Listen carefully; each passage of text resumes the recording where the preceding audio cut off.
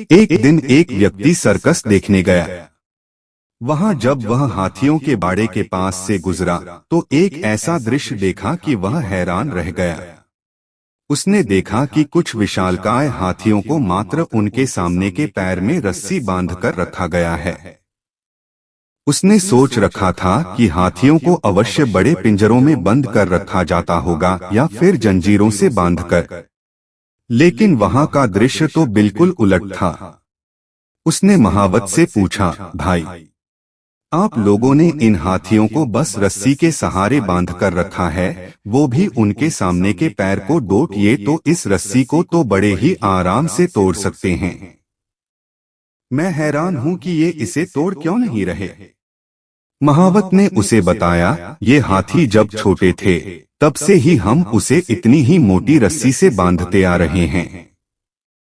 उस समय इन्होंने रस्सी तोड़ने की बहुत कोशिश की, लेकिन ये छोटे थे, इसलिए रस्सी को तोड़ पाना इनके सामर्थ्य के बाहर था। वे रस्सी तोड़ नहीं पाए और ये मान लिया कि रस्सी इतनी मजबूत है कि वे उसे नहीं तोड़ सकते। आज भी इनकी वही सोच बरकरार है। इन्हें आज भी लगता है कि ये रस्सी नहीं तोड़ पाएंगे, इसलिए ये प्रयास भी नहीं करते। दोस्तों, उन हाथियों की तरह हम भी अपने जीवन में नकारात्मक सोच रूपी रस्सी से बंध जाते हैं।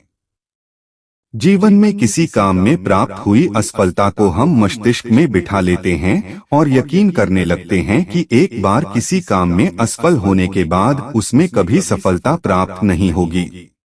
इस नकारात्मक सोच के कारण हम कभी प्रयास ही नहीं करते।